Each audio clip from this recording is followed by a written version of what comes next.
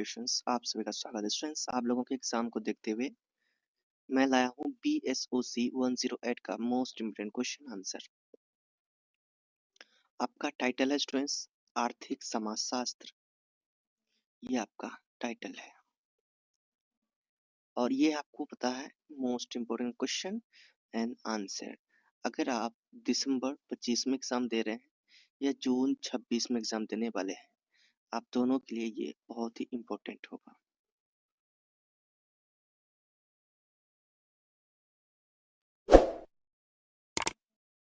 Channel में new हो, अभी तक चैनल को सब्सक्राइब नहीं किए, जरूर कर लीजिए। चलिए टाइम वेस्ट नहीं स्टार्ट करते हैं। पहला मोस्ट क्वेश्चन है, समाज और अर्थव्यवस्था के बीच संबंध का वर्णन कीजिए। समाज और अर्थव्यवस्था का संबंध बहुत ही घनिष्ठ और परस्पर निर्भर है। अर्थव्यवस्था समाज की एक अंग है, ये अंग होती है क्योंकि अर्थव्यवस्था से उत्पादन अर्थव्यवस्था के जरिए उत्पादन, वितरण और उपभोग जैसी सभी आर्थिक गतिविधियों समाज के लोगों द्वारा की जाती है। मतलब कि अर्थव्यवस्था में बिजनेस करना आ जाता है, क्योंकि बिजनेस तभी अर्थव्यवस्था तभी सही होगा जब हमारा क्या होगा, बिजनेस होगा सही, है ना, पैसा आएंगे। क्योंकि समाज की हर पूर्ति को कौन, अर्थव्यवस्था ही क्या करता है, पूरी करता है। समाज की परंपराएं, मूल्य, विश्वास और सामाजिक संरचना यह तय करती है कि आर्थिक कार्य किस प्रकार होंगे। दूसरी ओर अर्थव्यवस्था भी समाज को गहराई से प्रभावित करती है। किसी समाज की आर्थिक स्थिति, वहां के जीवन स्तर, वर्ग व्यवस्था, शिक्षा और सामाजिक संबंधों को प्रभावित करती है। उदाहरण के लिए औद्योगिकरण के कारण संयुक्त परिवारों का का विघटन हुआ और एकल परिवार आगे बढ़े। आर्थिक असमानता के कारण समाज में वर्ग भेद भी बढ़ता।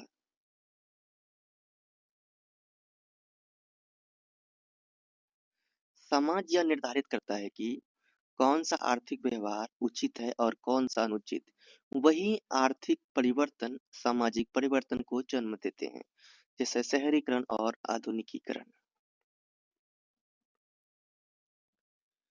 क्वेश्चन नंबर आपका 2 है, आर्थिक समाजशास्त्र से आप क्या समझते हैं, इसके समाजशास्त्रीय महत्व की चर्चा कीजिए।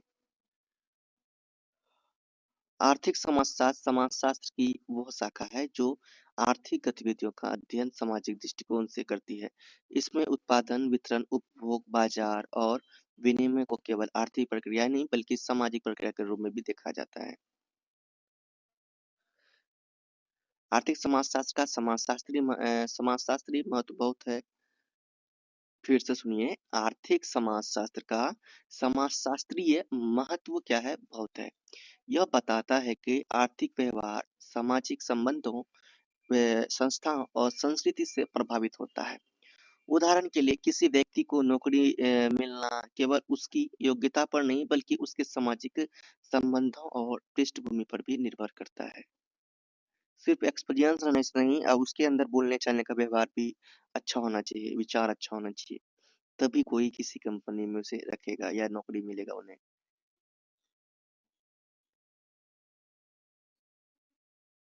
यह विषय हमें गरीबी, असमानता, वर्ग संघर्ष और विकास की समस्या को समझने में मदद करता है। साथ ही यह यह भी स्पष्ट करता है कि आर्थिक नीतियां समाज के विभिन्न वर्गों पर अलग-अलग प्रभाव डालती है। अगला क्वेश्चन है मोस्ट इम्पोर्टेंट, पारस्परिकता क्या है, इसकी प्रकृति और प्रकारों की चर्चा कीजिए। पारस्परिकता वह सामाजिक व्यवस्था है जिसमें व्यक्ति एक दूसरे को वस्तुएं एवं सेवाएं क्या करते हैं, देते हैं। अब समझ लो पारस्परिकता क्या है, वह सामाजिक व्यवस्था है जिसमें व्यक्ति क्या करते हैं, एक दूसरे को वस्तुएं और सेवाएं देते हैं और बदले में भविष्य में कुछ प्राप्त करने की अपेक्षा रखते हैं, है ना। इसलिए देते हैं कि आने वाले समय में उसको मिले उनसे। यह व्यवस्था विशेष रूप से पारंपरिक और आदिवासी समाजों में पाई जाती है।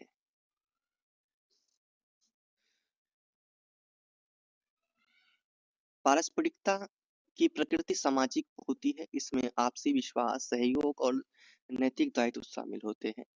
इसका उद्देश्य केवल लाभ कमाना नहीं बल्कि सामाजिक संबंधों को मजबूत करना होता है।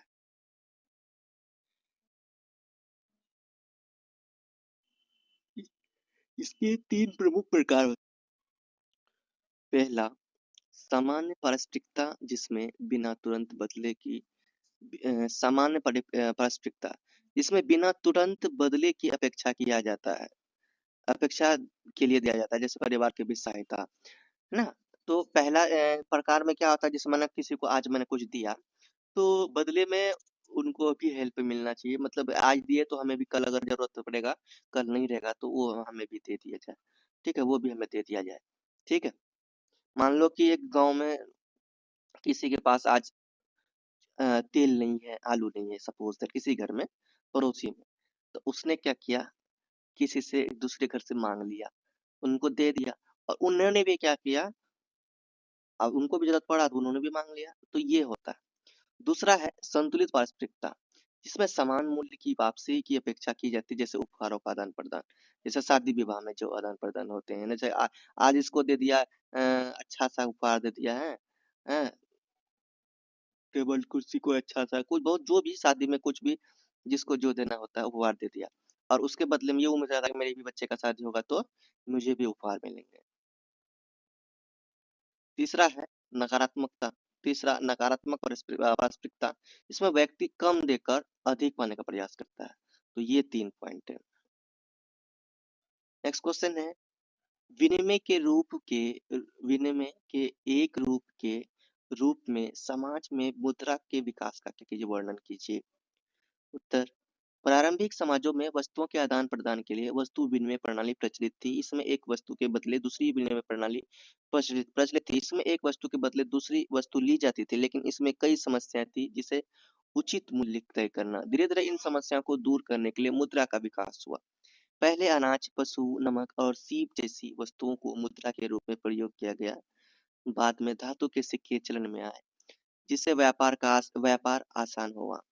आधुनिक समय में कागजी मुद्रा, सिक्के और अब डिजिटल भुगतान प्रणाली विकसित हुई। आज ऑनलाइन ट्रांजैक्शन, मोबाइल बैंकिंग और डिजिटल करेंसी का भी प्रयोग बढ़ रहा है। मुद्रा के विकास से व्यापार में वृद्धि हुई, बाजार का विस्तार हुआ और आर्थिक लेनदेन सरल बना। इस प्रकार मुद्रा समाज में विनिमय का एक महत्वपूर्ण साधन बनी। आर्थिक समाजशास्त्र में औपचारिकतावाद और सारतत्ववाद की क्या कीजिए तुलना। औपचारिकतावाद और सारतत्ववाद आर्थिक समाजशास्त्र के 2 प्रमुख दृष्टिकोण हैं। औपचारिकतावाद यह मानता है कि सभी समाजों में व्यक्ति तर्कसंगत होते हैं और लाभ को अधिकतम करने का प्रयास करते हैं। यह दृष्टिकोण आधुनिक पूंजीवाद समाजों पर अधिक लागू होता है। इसके विपरीत सारतत्ववाद का कहना है कि आर्थिक गतिविधियां समाज और संस्कृति में निहित होती है। इसके प्रमुख समर्थक कार्ल पोलानिये थे। इनके अनुसार पारंपरिक समाजों में आर्थिक व्यवहार सामाजिक संबंधों और परंपराओं पर आधारित होता है, न केवल लाभ पर। औपचारिकतावाद सार्वभौमिक नियमों पर जोर देता है, जबकि सारतत्ववाद समाज विशेष के अध्ययन को महत्व देता है। सारतत्ववाद क्या है? कार्ल पोलानी के कार्यों के आधार पर समझाइए। इसे अलग से क्वेश्चन पूछे जा सकते हैं। सारतत्ववाद आर्थिक समाजशास्त्र का एक महत्वपूर्ण सिद्धांत है, जिसके प्रमुख प्रवर्तक कार्ल पोलानी थे। इस दृष्टिकोण के अनुसार आर्थिक गतिविधि और समाज और संस्कृति में निहित होती है। पोलानी का मानना था कि सभी समाजों में आर्थिक व्यवहार लाभ कमाने के उद्देश्य से नहीं किया जाता है। उन्होंने अपनी पुस्तक द ग्रेट ट्रांसफॉर्मेशन में बताया कि पारंपरिक समाजों में अर्थव्यवस्था सामाजिक संबंधों, रीति रिवाजों और नैतिक मूल्यों द्वारा नियंत्रित होती है। इन समाजों में लेन देन पारस्परिकता, पुनर्वितरण और घरेलू उत्पादन पर आधारित होता है। पोलानी के अनुसार आधुनिक पूंजीवाद समाज में ही बाजार को स्वतंत्र और आत्मनिर्भर माना गया है। इससे पहले अर्थव्यवस्था समाज के अधीन थी। अगला है आर्थिक समाजशास्त्र क्या है। स्टूडेंट्स से क्वेश्चंस पहले भी ले लिया था और ये आप लोग पीडीएफ में एक बार देख लीजिएगा। वॉशिंगटन सहमति क्या है, चर्चा कीजिए। वॉशिंगटन सहमति उन आर्थिक नीतियों का समूह है जिन्हें 1980 के दशक में विकासशील देशों के लिए सुझाया गया था। नीतियों को अंतर्राष्ट्रीय मुद्रा कोष, विश्व बैंक और अमेरिकी वित्त विभाग का समर्थन प्राप्त था। इसका मुख्य उद्देश्य आर्थिक उदारीकरण, निजीकरण और वैश्वीकरण को बढ़ावा देना था। इसमें सरकारी नियंत्रण कम करने, निजी क्षेत्र को बढ़ावा देने और मुक्त बाजार व्यवस्था को अपनाने पर जोर दिया गया। भारत में 1991 के बाद इन नीतियों का प्रभाव देखा गया। इससे आर्थिक विकास तो हुआ, लेकिन साथ ही साथ सामाजिक असमानता भी बढ़ी। भारत में पशुपालक समुदाय को किन समस्याओं का सामना करना पड़ता है, उदाहरण की सही चर्चा कीजिए।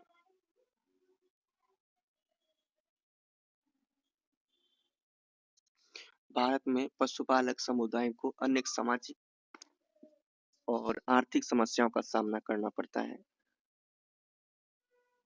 इनके जीवन का आधार पशुपालन और चारागाहों पर निर्भर होती है, लेकिन आज चारागाहों की कमी एक बड़ी समस्या बन गई है। आज के लोग देखते हैं, कोई चाहेगा कि हम पशु पालें? नहीं ना। लेकिन फिर भी जो लोग पालते हैं, जो लोग कृषि कार्य करते हैं, ये लोग क्या करते हैं, हमें हमें देखो, हमारे अस्तित्व को जिंदा रखा। अगर वो लोग पशु नहीं पालते, हमें कहाँ से दूध मिलता? हम्म, बहुत सारी बातें ऐसी है, ये सोचेंगे तो आपको समझ में आएगा।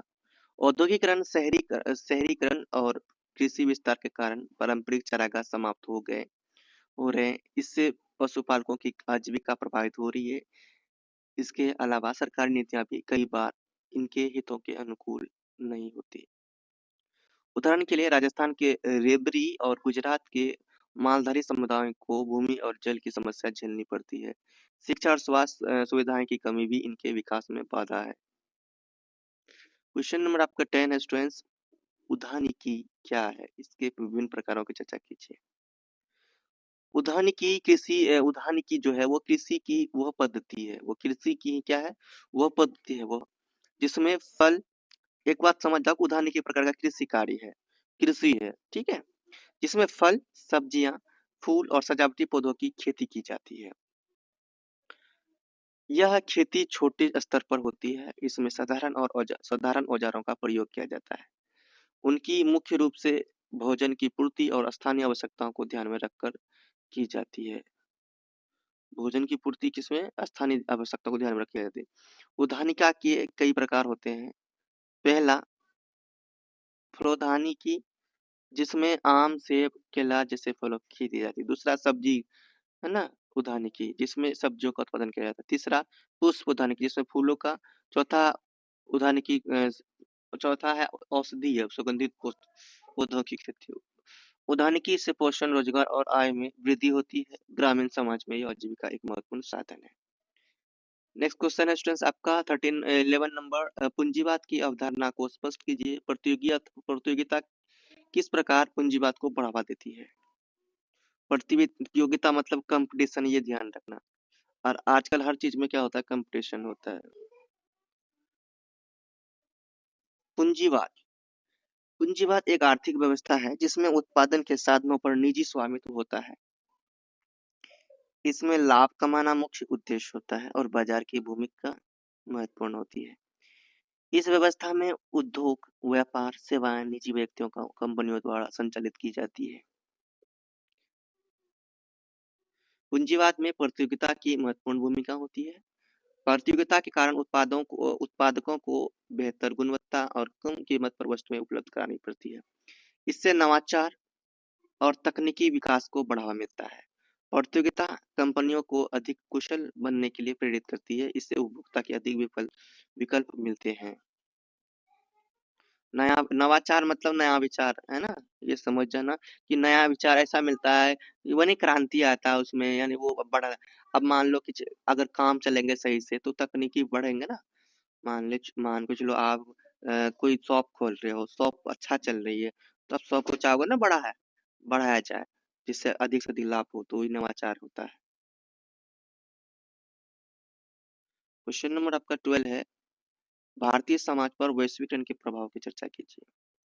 आपको पता है स्टूडेंट्स वैश्वीकरण क्या होता है? जो पूरा विश्व को एक साथ जोड़ता है, जिसमें हर काम आदान प्रदान होता है पूरे विश्व में से। यहाँ की संस्कृति, विचार, है ना, लैंग्वेज एक एक देश से दूसरे देश जा रहे हैं, यहाँ से दूसरे देश में यूज किया जा रहा है। यहाँ से कई सामान, है ना, वस्तुओं और सेवाओं का आदान प्रदान हो रहा है पूरे विश्व में। तो यही आपका वैश्वीकरण होता है। यहाँ देखिए लिखा हुआ है, समझ लीजिए एक बार। वैश्वीकरण वह प्रक्रिया है जिसके अंतर्गत देशों के बीच आर्थिक, सामाजिक और सांस्कृतिक संबंध बढ़ते हैं। भारत में 1991 के बाद वैश्वीकरण का प्रभाव स्पष्ट रूप से दिखाई देता है। कब से? 1991 के बाद इसका प्रभाव बहुत अच्छा से दिखाया गया, है ना, क्योंकि इस 2000 के बाद ये बहुत ही स्पीड धर लिया। वैश्वीकरण से रोजगार के नए अवसर पैदा हुए और तकनीकी विकास हुआ। सूचना और संचार के साधनों ने समाज को जोड़ने का काम किया, लेकिन इसके साथ साथ असमानता भी बढ़ी। ग्रामीण और शहरी क्षेत्रों के बीच अंतर और गहरा हुआ।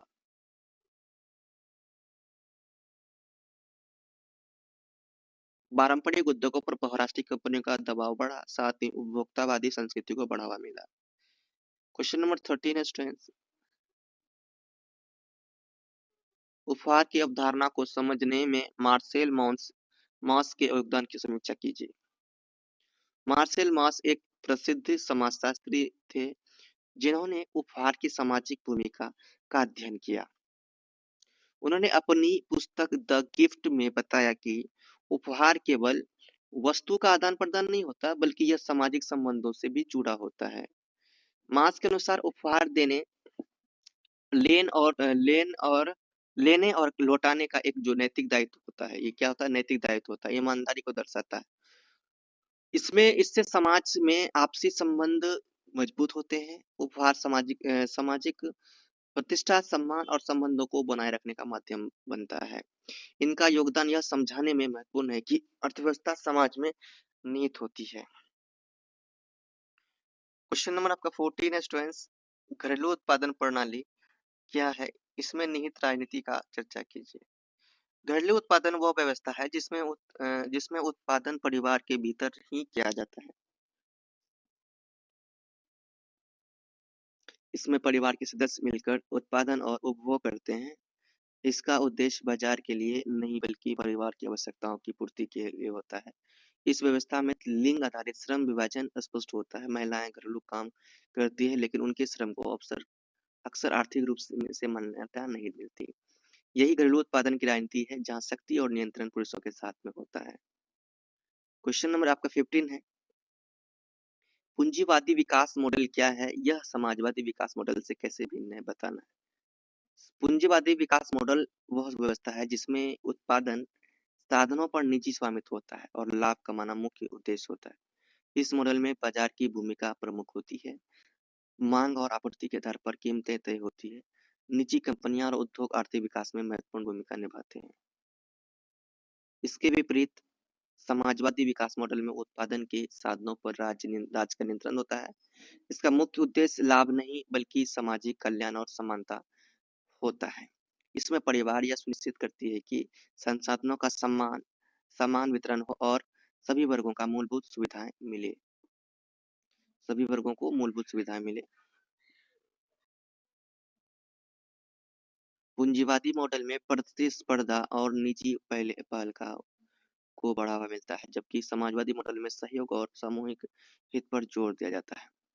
क्वेश्चन नंबर आपका 16 है, किसान कौन होता है? किसान अर्थव्यवस्था की विशेषता को स्पष्ट किसान अर्थव्यवस्था की विशेषताओं को स्पष्ट कीजिए। आप सभी को पता है किसान जो है वो होता है जो कृषि कार्य करता है। किसान वह व्यक्ति होता है जो किसी को अपनी आजीविका का मुख्य साधन मानता है या सर बनाता है और भूमि पर खेती करता है। सीमित भूमि पर क्या करता है, मतलब कि निश्चित भूमि पर क्या करता है, खेती करता है। किसान परिवार आधारित उत्पादन प्रणाली में कार्य करता है और इसका उत्पादन मुख्य रूप से आत्मनिर्भरता के लिए होता है। किसान अर्थव्यवस्था की किसान अर्थव्यवस्था की प्रमुख विशेषता यह है कि इसमें पारिवारिक श्रम का अधिक उपयोग होता है। उत्पादन का उद्देश्य बाजार में लाभ कमाना नहीं, बल्कि परिवार की आवश्यकता को भी पूरा करना है। किसान प्रकृति पर जो है कि अधिक निर्भर होता है। जैसे वर्षा और मौसम, अगर वर्षा और मौसम साथ देते हैं तो खेती क्या होता है, अधिक होता है और अच्छा होता है खेती। किसान समाज, परंपराओं और सामाजिक संबंधों से गहराई से जुड़ा हुआ है। इस प्रकार किसान किसान की जो है अर्थव्यवस्था सरल, पारंपरिक और आत्मनिर्भर होती है। क्वेश्चन नंबर आपका 17 है, नव आर्थिक समाजशास्त्र क्या समझते हैं?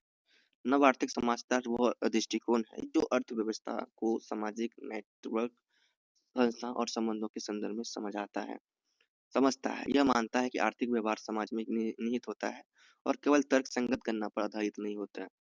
यह दृष्टिकोण विशेष रूप से मार्क ग्रोनोवेटर के कार्यों से जुड़ा होता है, जिन्होंने एम्बेडेड एम्बेडनेस की अवधारणा दी। इसके अनुसार बाजार सामाजिक संबंधों से प्रभावित होते हैं। नव आर्थिक समाजशास्त्र आधुनिक अर्थव्यवस्था, बाजार संगठन और वैश्वीकरण को समझने में सहायक होता है। क्वेश्चन नंबर आपका 18 है, आप देख सकते हैं मोस्ट इंपोर्टेंट क्वेश्चन। आखेटक संग्रहकर्ता समाजों की राजनीतिक संगठन प्रणाली की चर्चा कीजिए। आखेटक संग्रहकर्ता समाज वे समाज होते हैं, समझ जाओ, जो शिकार और खाद्य संग्रह पर निर्भर करते हैं। याद रखना, आखेटक जो समाज करता होता है या संग्रह करता होता है, ये समाज वो समाज होते हैं जो शिकार करने पर ध्यान देते हैं, खाद्य संग्रह पर निर्भर शिकार करते हैं और खाद्य संग्रह, है ना, खाने पीने वाले सामान पर क्या होते हैं, निर्भर होते हैं शिकारी करके, है ना। इन समाजों की राजनीतिक संगठन प्रणाली सरल और अनौपचारिक होती है। इन समाजों में कोई स्थायी शासक और सत्ता संरचना नहीं होती। निर्णय सामूहिक रूप से लिए जाते हैं और सभी सदस्यों का समान भागीदारी होती है। नेतृत्व अस्थायी होता है और अनुभव व योग्यता पर आधारित होता है। संपत्ति का निजी स्वामित्व नहीं होता, जिससे सामाजिक समानता बनी रहती है। नेक्स्ट क्वेश्चन है, सामाजिक विकास से आप क्या समझते हैं? समाज में परिणामों की चर्चा कीजिए। सामाजिक विकास वह प्रक्रिया है जिसके माध्यम से समाज में जीवन स्तर, शिक्षा, स्वास्थ्य और सामाजिक समानता में सुधार होता है। इसका उद्देश्य केवल आर्थिक प्रगति नहीं बल्कि मानव कल्याण होता है। सामाजिक विकास से गरीबी में कमी आती है और लोगों को बेहतर अवसर मिलते हैं। शिक्षा और स्वास्थ्य सेवाओं के विस्तार से समाज अधिक जागरूक बनता है, लेकिन इसके साथ साथ शहरीकरण, पारंपरिक मूल्यों में परिवर्तन और सामाजिक तनाव बढ़ सकते हैं। लास्ट क्वेश्चन, आर्किटेक्ट संग्रहकर्ता समाज की प्रमुख विशेषता। तो आर्किटेक्ट मैंने आपको बताया जो क्या करते हैं, शिकार करके अपना पालन पोषण करते हैं। इससे आप लोग खुद से पढ़ेंगे तो समझ में आ जाएगा, ठीक है। तो स्टूडेंट्स, ये आपका कम मैंने total 20 questions most important questions करवा दिए, ठीक है। मोस्ट इंपोर्टेंट क्वेश्चंस करवा दिए। ये बहुत ही वेरी वेरी इंपोर्टेंट क्वेश्चंस है। तो अब ये देखिए, आप लोग जाके पीडीएफ डाउनलोड कीजिए टेलीग्राम में। पीडीएफ कहाँ डाउनलोड करेंगे? टेलीग्राम में, ठीक है। तो पीडीएफ टेलीग्राम में आप डाउनलोड करेंगे, देखिए इसमें मेरा पासवर्ड लगा है। पासवर्ड आपको इंस्टा में मिलेगा, यह ध्यान रखना। आप लोग दिमाग नहीं लगाना ज्यादा, इंस्टा में ही पासवर्ड देता हूँ, ठीक है। तो आप इंस्टा में प्यार से पासवर्ड मांग लेना, आपको मिल जाएगा। तो स्टूडेंट्स, आज की वीडियो में इतना ही रखते हैं, मिलते हैं नेक्स्ट वीडियो में। तब तक के लिए बाय। बोलो, प्रेम से रहो, प्रेम से पढ़ो, प्रेम से बोलो।